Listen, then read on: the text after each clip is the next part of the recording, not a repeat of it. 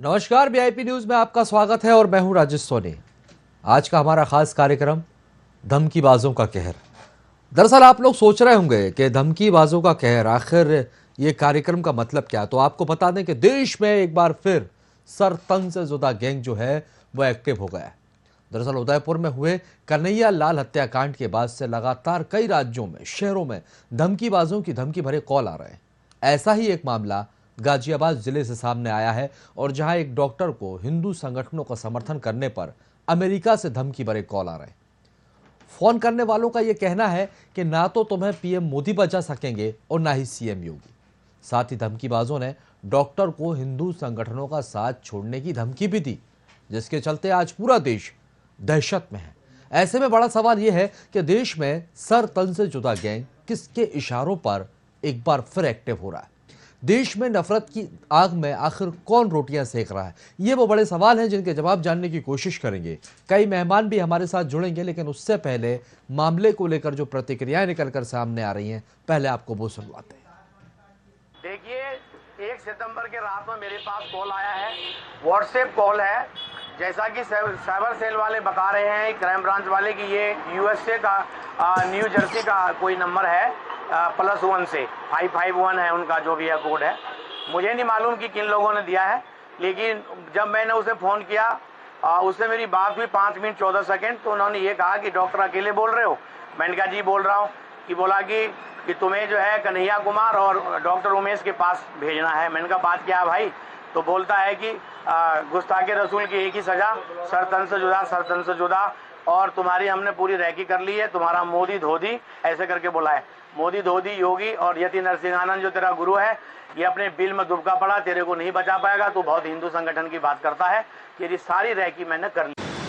कल जन सुनवाई में एक डॉक्टर साहब आया था, उनका अननोन नंबर से व्हाट्सएप कॉल आया था। उनका कुछ धमकी देने के लिए बात आई थी, उसका तुरंत हमने एफआईआर दर्ज कर दिया और हमने साइबर सेल का भी वो नंबर ट्रैक करने के लिए निर्देश दिया है, और साथ साथ और एसएचओ का जल्दी से जल्दी इस केस को वर्कआउट करने की टीम गठित करके हम लोग इसका ट्रैक करेंगे, कहाँ से नंबर आए, क्या है, सब वेरीफाई कर रहे हैं हम लोग, और जल्दी से जल्दी केस वर्कआउट करके आगे इसको कार्रवाई करेंगे।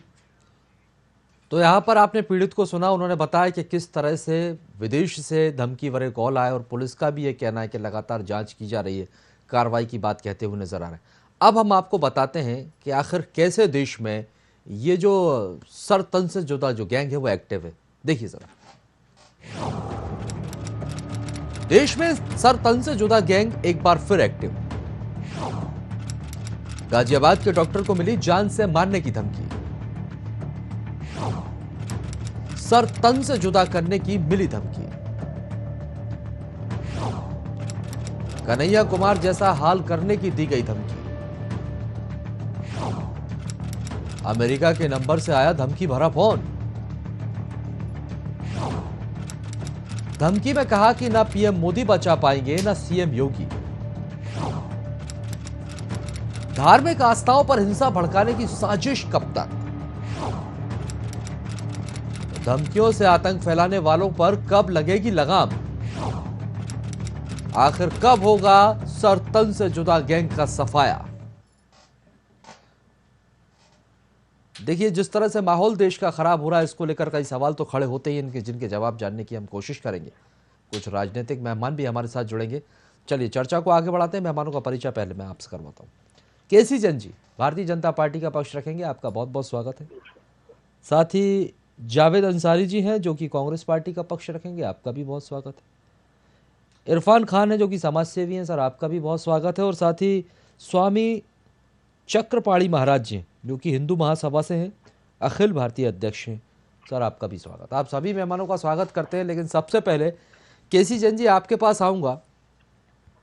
आखिर कौन है ये लोग जो देश का माहौल खराब करने की कोशिश कर रहे हैं? क्यों इस तरह की नफरत देश में फैलाई जा रही है? देखिए, आपका प्रश्न बिल्कुल वाजिब है, और डॉक्टर वत्स को जिस प्रकार से धमकी मिली है, डॉक्टर वत्स ने एफआईआर भी दर्ज कराई है, पुलिस ने उसकी एफआईआर दर्ज की है, और पुलिस जांच में जुटी है कि कई बार क्या होता है कि देश के अंदर बैठ करके भी अंतर्राष्ट्रीय कॉल नंबर से भी कॉल की जाती है। तो अगर कोई अमेरिका से कॉल कर रहा है, बाहर से कॉल कर रहा है, वो कैसे जानता है, उसने डॉक्टर वत्स को ही निशाना क्यों बनाया, तो ये सारी चीजें जांच में स्पष्ट हो जाएंगी। और साथ ही साथ अगर प्रोटेक्शन की आवश्यकता है तो उन्हें सुरक्षा भी पूर्ण रूप से उपलब्ध कराई जाएगी। लेकिन आप ये देखिए कि एक नफरत का माहौल कौन लोग हैं जो इस तरीके की अस्थिरता पैदा करना चाह रहे हैं, एक माहौल को खराब करना चाह रहे हैं और कहीं ना कहीं जो एक भाईचारा है आपस में उसको खत्म करके आपस में टकराव की स्थिति को पैदा कर रहे हैं। और इसमें लाभ किसका है, किन लोगों का इस तरीके से लाभ है। लेकिन जो भी षड्यंत्रकारी है, उत्तर प्रदेश में भारतीय जनता पार्टी की सरकार है, माननीय मुख्यमंत्री योगी आदित्यनाथ जी के नेतृत्व में सरकार अपना काम कर रही है। और इसके पहले भी लोगों ने बहुत सारे षड्यंत्र करने के प्रयास किए, सारे षड्यंत्रों को निष्फल किया गया। जांच होगी बड़े स्तर पर, जांच होकर के जो भी व्यक्ति इस तरीके की धमकी दे रहा है और इसके पहले जो भी इसके पीछे जो भी षड्यंत्रकारी है उनमें किसी को भी बख्शा नहीं जाएगा, आपको सख्त कार्रवाई देखने को मिलेगी। लेकिन सवाल ये है ना केसी जी, धार्मिक आस्थाओं पर जिस तरह से हिंसा भड़काने की साजिश की जा रही, अब इसका जिम्मेदार कौन हो जाता है, क्योंकि शुरुआत कहाँ से हुई है आप भी बेहतर तरीके से जानते हैं। और उसके बाद से देखिए इसके पहले सोनी जी देखिए, जब ये कानपुर में दंगा भड़काने की कोशिश की गई, इस प्रकार से मुख्यमंत्री योगी आदित्यनाथ जी के नेतृत्व में कैसे उसको नियंत्रित किया गया और प्रदेश भर में दंगे भड़काने की साजिश हो रही थी, खास करके नूपुर जी के बयान के बाद। लेकिन पार्टी ने उन पे कार्रवाई भी की, उनके ऊपर एफआईआर भी लॉन्च कराई और उसके बाद में भी अगर इस तरीके की घटनाएं हो रही हैं कि कन्हैया कुमार को जिस प्रकार से कत्लेआम कर दिया गया षड्यंत्र के तहत, और उसके बाद में अगर किसी को धमकी मिल रही है, तो देखिए ये भाईचारा बनाए रखना, आपसी प्रेम सौहार्द बनाए रखना सबकी जिम्मेदारी है, साझी जिम्मेदारी है। लेकिन जिन लोगों ने कानपुर में, जिन लोगों ने अन्य जगहों पे जुम्मे की नमाज के बाद षड्यंत्र करने का प्रयास किया, जब उनपे कार्रवाइयां हुई, उसमें एक ऐसा भी व्यक्ति था जो तमाम सारे और अनैतिक कार्यों में भी संलिप्त था, तो एक पंप करके भी नाम था एक का, उसके ऊपर जब कार्रवाई हुई, मुकदमा दर्ज हुआ, तो तमाम सारे राजनीतिक दल भी सामने आ गए कि आप गलत कार्रवाई कर रहे हैं। तो देखिए देश में अमन चैन जो खराब कर रहे हैं, और जब अमन चैन खराब होता इस तरह की है धमकी तो दी जा रही राजनीतिक दल जो है। केसी जन जी, मैं सर आपकी पूरी बातें सुनी, यदि इस तरह की धमकी दी जा रही है और आज डॉक्टर दहशत में है, पूरा परिवार दहशत में है, और हिंदू संगठनों का समर्थन करने पर इस तरह से धमकियां यहाँ पर दी जा रही हैं कि उनका समर्थन मत कीजिए, और ये हवाला दिया जा रहा है जो राजस्थान में कन्हैया कुमार के साथ हुआ, जो उदयपुर में हुआ उसकी बात की जा रही, जो महाराष्ट्र में हुआ, तो इस तरह से लोगों को डराया जा रहा है और इस तरह से दहशत फैलाई जा रही है। सर, इंटेलिजेंस का फेलियर ये बड़ा है, आखिर क्यों इस पर लगाम नहीं लगाई जा रही? कब इस तरह के जो धमकियों से आतंक फैला रहे हैं लोग, इन पर लगाम लगाई जाएगी? देखिए, इंटेलिजेंस का फेलियर जिसको आप नाम दे रहे हैं, अभी उसको इसलिए नहीं कहा जा सकता है कि कोई किसी को भी फोन कॉल कर सकता है, लेकिन फोन कॉल करने के बाद जो ये धमकी सामने आई है, अगर इसके बाद में कार्रवाई ना हो तब तो आप कह सकते हैं कि आप पकड़ नहीं पाए, कार्रवाई नहीं हुई। लेकिन अभी फोन कॉल आने के बाद तत्काल एफआईआर भी लॉन्च की गई, उसको कोई छुपाया नहीं गया, दबाया नहीं गया घटना को कि बता दिया जाए कि नहीं हम आपको सुरक्षा दे रहे हैं, बाहर 4 पुलिसकर्मी बैठ जाए और केवल सुरक्षा के नाम पर और कोई कार्रवाई ना हो। हम उसको कहीं पे भी छुपा नहीं रहे, उस पर कार्रवाई हो रही, जांच हो रही है। और जो बात आप कह रहे हैं इसका पता लगना चाहिए कि कौन लोग हैं, बिल्कुल उनको खोज करके उनके खिलाफ कार्रवाई भी होगी। लेकिन सोनी जी, आपके माध्यम से एक निवेदन हम करना चाह रहे हैं भारत देश के सारे राजनीतिक दलों से कि देखिए, जब भी कभी भी दंगा होता है तो दंगों में क्या है, राजनीतिक दल के व्यक्ति तो अपना वक्तव्य देकर के घर में बैठ जाएंगे इसी रूम में, लेकिन तो उसका भुक्तभोगी कौन होता है? आम जनता होती है, और उसमें भी महिलाएं और बच्चे सबसे ज्यादा उसके शिकार होते हैं। वो भाग नहीं पाते हैं, उनको इतना वो भी नहीं कि भाग के जाए तो कहां जाए, बच्चे इतने सक्षम नहीं होते हैं कि कुछ कर पावे। तो इस तरीके की दंगों की भेंट प्रदेश और देश न चढ़े, ये सबकी साझी जिम्मेदारी है। ऐसा नहीं है कि कोई सरकार में आ गया कि और उसकी जिम्मेदारी है। तो अगर जब भी ऐसे लोगों पे कार्रवाई हो तो आप समर्थन करिए, साथ ही साथ ऐसे लोगों को चिन्हित कराने में मदद करिए जो लोग इस तरीके के षड्यंत्र करते हैं। लेकिन सरकार अपने आप में सक्षम है, कोई भी इसमें बख्शा नहीं जाएगा। जिस प्रकार से पहले कार्रवाई हुई, जो लोग जुम्मे की नमाज के बाद सामने आकर के दंगा करने का प्रयास कर रहे थे उन पे भी कार्रवाई हो, जो लोग धमकी दे रहे हैं उनमें से कोई बचने वाला नहीं है। सख्त कार्रवाई उनके ऊपर आपको होते हुए दिखाई देगी। ठीक है, आप कार्रवाई की बात कर रहे हैं। मैं यहाँ पर हमारे साथ और भी मेहमान जुड़े हुए हैं। जावेद अंसारी जी हैं जो कि कांग्रेस पार्टी से। जावेद जी, आवाज़ पहुँच रही सर आप तक? जी जी जी राकेश जी, पहुंच रही। जी जावेद जी, मेरा सवाल आपसे ये है क्योंकि जिस तरह से तो ये जो सर तन से जुदा गैंग जो है, जो अब एक बार फिर से एक्टिव दिखाई दे रहा है, सर बड़ा सवाल ये हो जाता है कि आखिर धर्म के नाम पर हिंसा कब तक इस देश में फैली रही? कौन है इसके पीछे? देखिए, देश में नफरत का माहौल है और ये हम मानते हैं, इसीलिए हम भारत जोड़ो यात्रा कर रहे हैं, कन्याकुमारी से लेकर कश्मीर तक। और ये जो अभी केसी जैन साहब ने काफी बातें कही, तो उसमें मैं यही कहना चाहूंगा कि जांच का विषय है। और सितंबर के पहले हफ्ते में भी हमारे योगी आदित्यनाथ जी जो माननीय मुख्यमंत्री है, उनको भी जान से मारने की धमकी दी गई थी और वो नाम बदल के ही करी जा रही थी और दूसरे विदेश का झंडा लगा के कोई धमकी दे रहा था, उसको अरेस्ट कर लिया गया। लेकिन मसला यहाँ से नहीं रुकता है खाली कि ये धमकी दे रहे हैं नहीं दे रहे हैं, क्योंकि अभी क्या है कि आज की वारदात में आपको बता रहा हूं, जो बुलंदशहर के सदर विधायक है प्रदीप चौधरी जी, उनकी मां के कान काट लिए गए। इतना लॉ एंड ऑर्डर खराब है उत्तर प्रदेश का।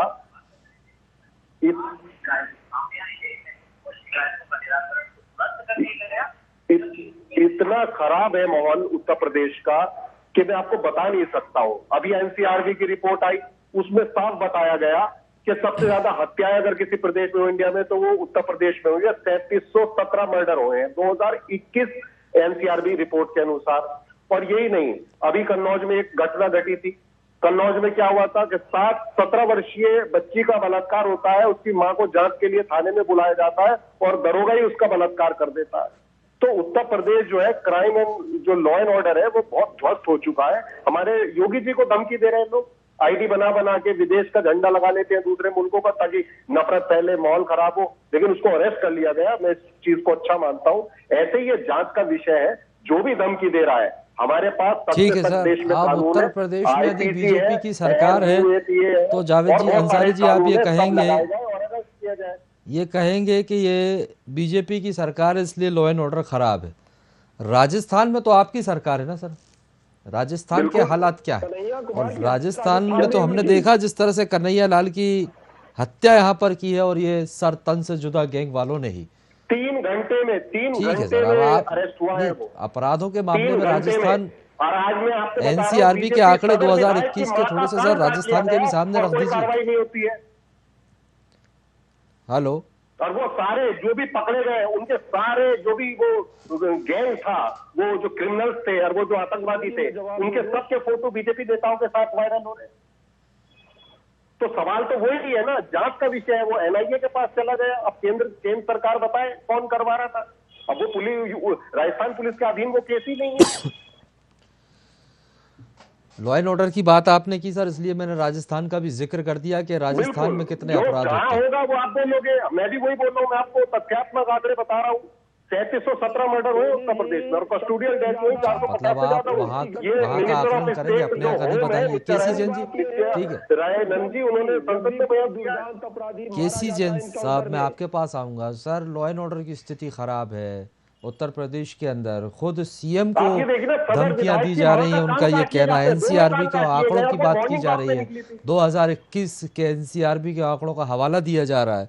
तो लॉ एंड ऑर्डर खराब है क्या, जिस पर आप चुनाव लड़े थे उत्तर प्रदेश के अंदर, और सिर्फ यही एक मुद्दा था? हमारे जो कांग्रेस के साथी हैं वो दरअसल अपने बचाव में सारी चीजें कह रहे हैं, लेकिन सारी की सारी उंगलियां उनकी तरफ स्वयं उठ रही।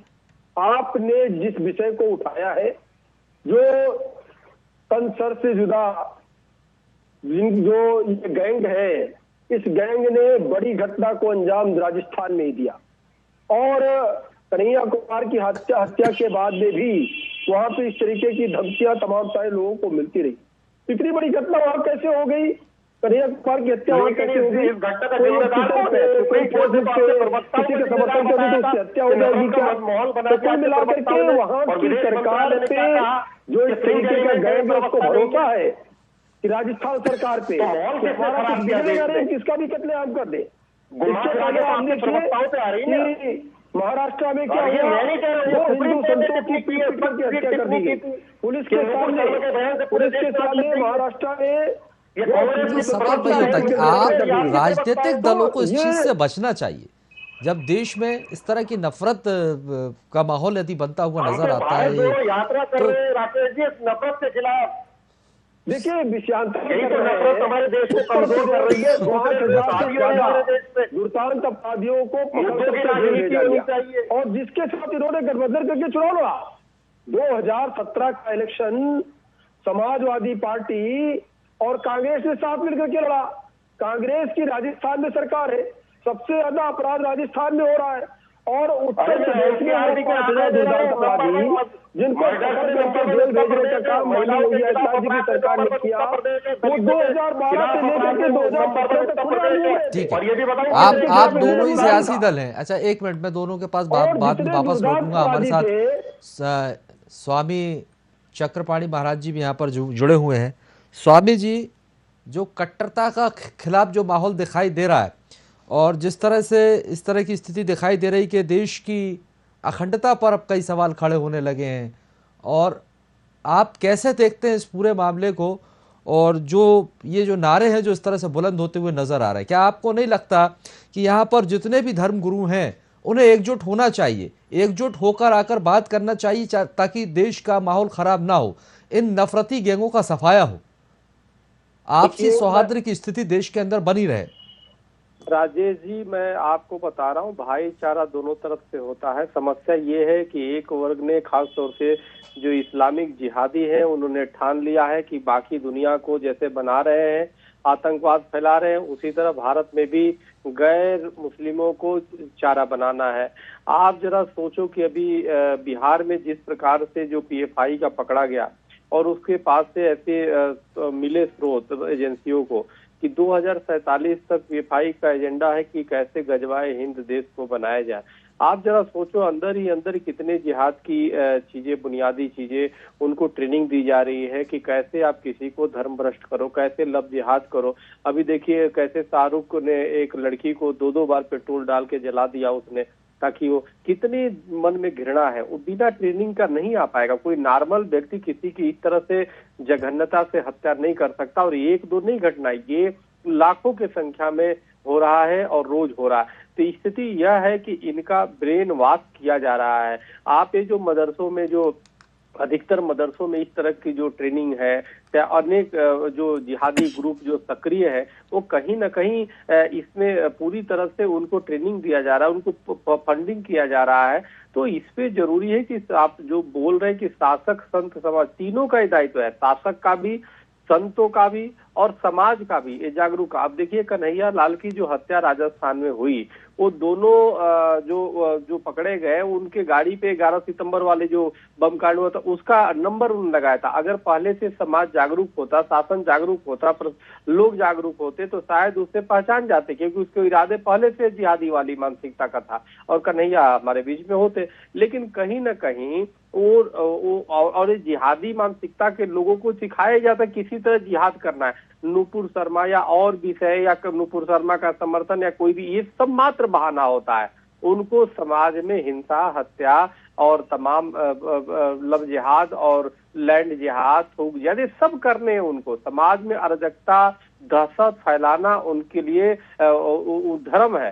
तो इसलिए ऐसे लोगों का, और आप जो बात कर रहे हैं जैसे सामाजिक ताने बाने बनाने की, बहुत अच्छी बात है। लेकिन आप देखो कि जो बड़े बड़े इस्लामिक संस्थान है, आप राजेश जी, आप देखिए एक बार भी इस्लामिक संस्थान ने कभी भी आतंकियों के खिलाफ फतवा जारी नहीं किया। कभी भी जो आतंकवाद है, जिहाद कर रहा, लव जिहाद में बेटियों को जला दिया जा रहा है, बहनों को जला देते हैं, लव जिहादी मार देते हैं, उनकी हत्या तक कर देते, उनके खिलाफ कभी इन मुस्लिम संस्थाओं ने नहीं फतवा जारी किया। फतवा किसके खिलाफ जारी करते? कोई अगर मुस्लिम लड़की अगर गणेश जी की पूजा कर दे, आरती कर दे, तो फतवा जारी कर देंगे, उनका धर्म संकट में पड़ जाता है। तो उसका कारण, उसका मतलब ही यही है कि ये पूरी तरह से ऊपर से नीचे, ऊपर से ही ट्रेनिंग दी जा रही है, नीचे तक दी जा रही है। अगर कोई दूसरे को, अब हिंदू चले जाते थे, इनके रोजा इफ्तार में टोपी लगा लेते थे। कभी आपने सुना कि किसी हिंदू धर्म गुरु ने फतवा जारी कर दिया हो या कहा हो कि जी हमारा धर्म वो हो जा रहा है, संकट में पड़ गया? क्योंकि हिंदू खुद ही विश्व को अपना परिवार मानता है, जिसका सिद्धांत ही वसुदेव कुटुंबकम का है, तो वो तो चाहेगा सब में सद्भावना, जो विश्व को परिवार मानता है। मैंने आपसे ये सवाल किया है स्वामी जी कि क्या दोनों ही तरफ से, दोनों ही समुदाय के धर्म गुरुओं को एकजुट होना चाहिए, चर्चा करनी चाहिए, एक संदेश जाए भाई, जो समस्या उसका हल हो। ठीक है, वो तो एक सरकार की जिम्मेदारी है, जिहादी मानसिकता वाले लोगों को चिन्हित किया जाए, उन पर कार्रवाई की जाए, लेकिन जो माहौल जो खराब हो रहा है उसकी तरफ से पहल की जाए। जब साथ बैठे और बैठकर इस पर चर्चा करें तो कहीं ना कहीं जी आपकी बातें बहुत सही है, बिल्कुल सही है, लेकिन आप देखिए ना कि रोग किसके तरफ है? रोग इस्लामिक जिहादी पैदा हो रहे हैं। भाई आप ये बताइए कि इतनी जनसंख्या, अब ये भारत हिंदू बहुसंख्यक वर्ग है, एक भी आप हमें उदाहरण दे दीजिए जब कोई हिंदू लड़का अपना नाम मुसलमान का रख करके किसी मुस्लिम बेटी बहन को उसने धोखे से पटाया हो और बाद में उसकी हत्या कर दिया। एक उदाहरण नहीं मिलेगा, क्योंकि उसके खून में ये नहीं है। ये तक नहीं है सर, ठीक है, वो उसने गलत किया है, उसके खिलाफ कार्रवाई, कानून आया है सर, जिहादी कानून आया, उसके तहत सरकार की जिम्मेदारी है, सरकार कार्रवाई कर रही है। मेरा मतलब ये नहीं, ठीक है, कि हिंदू क्या कर रहा है, मुस्लिम, जिसने गलत किया वो मुजरिम है, उसमें धर्म बीच में नहीं आना चाहिए। ठीक, राजेश जी, एक मैं आपसे रिक्वेस्ट है, देखिए मच्छर मारने की दवा छिड़कने से मच्छर नहीं खत्म होंगे, हमें गंदगी सफाई करनी होगी। हमें जब तक उसकी जड़ तक नहीं जाएंगे, आप मच्छर मारते रहे, उससे एक मच्छर मरेगा 10 पैदा होंगे। सवाल उस विचार को खत्म करना होगा, वो जहाँ से फैक्ट्री तैयार हो रही है इस चीज को, और जो कह रहे कि धर्म गुरु दोनों कि कोई ऐसा रास्ता निकाला जाए ताकि इस जड़ को ही खत्म किया जाए, जड़ से ही इसको खत्म किया जाए। चलिए मैं लौटूंगा सर, इरफान खान जी भी इंतजार कर रहे हैं। इरफान जी, धर्म के नाम पर कब तक इस तरह की हिंसा होगी देश में? आप तो समाज सेवी हैं और कई समाज के लोगों से जुड़े हुए।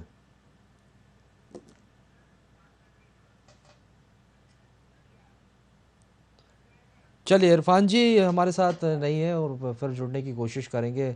जावेद अंसारी जी बहुत देर से इंतजार कर रहे हैं और कुछ कहना चाह रहे हैं। ठीक है जावेद जी। बहुत सारे महाराज जी ने बहुत सारी बातें बताई, बहुत सारे तथ्य रखे, बहुत सारी चीजें उन्होंने बोली, लेकिन देखिए मेरा ये कहना, 8 साल से सरकार जो है वो भाजपा की है, लेकिन उन्होंने एक बार भी सवाल सरकार से नहीं किया कि अगर ऐसा हो रहा है, मान लीजिए उनके मैं सारे आरोप मानता हूं कि ऐसी मानसिकता है, ये कमी वो कमी, तो सरकार क्या कर रही है?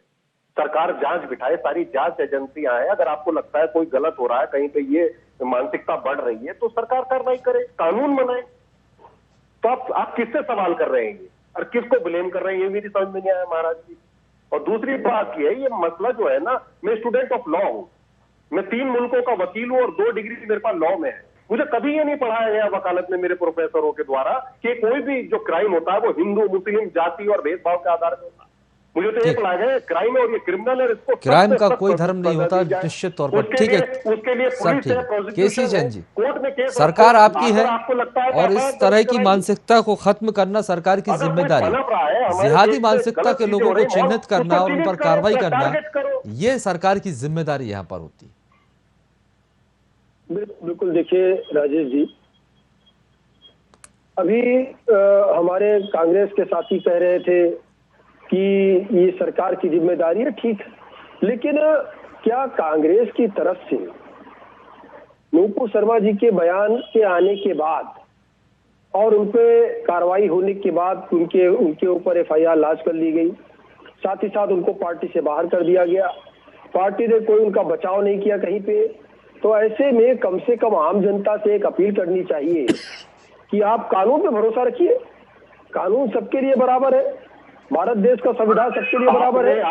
और आप ठीक है, समय खत्म होता है। आप दोनों मेहमानों से क्षमा चाहूंगा, बहुत बहुत शुक्रिया आप हमारे साथ जुड़ने के लिए और चर्चा में शामिल होने के लिए, बहुत बहुत शुक्रिया, बहुत बहुत धन्यवाद। तो आपको बता दें कि देश में कट्टरता के खिलाफ जिस तरह से ये माहौल बनता हुआ दिखाई दे रहा है, कई ऐसे फोन आ रहे हैं, ऐसे कॉल आ रहे हैं, नफरती जो गैंग है वो देश में नफरत फैलाने का काम कर रही है, लोगों को डराया जा रहा है, धमकाया जा रहा है, दहशत में रखाया जा रहा है, कई सवाल खड़े किए जा रहे हैं। एक वो नारा जो कई दिनों से चर्चा में है कि गुस्ताखे रसूख की एक ही सज़ा, सर तन से जुदा। ये बहुत बुलंदियों पर है और इसका जिस तरह से देश में इस समय जो ये नारा सुनाई दे रहा है और जिसको लेकर देश का माहौल ख़राब होता हुआ दिखाई दे रहा है, इसको लेकर कई सवाल भी खड़े हो रहे हैं। एक एक कर राजस्थान में हत्या होती है, महाराष्ट्र में हत्या होती है और उसके बाद कॉल करके लोगों को धमकाया जाता है।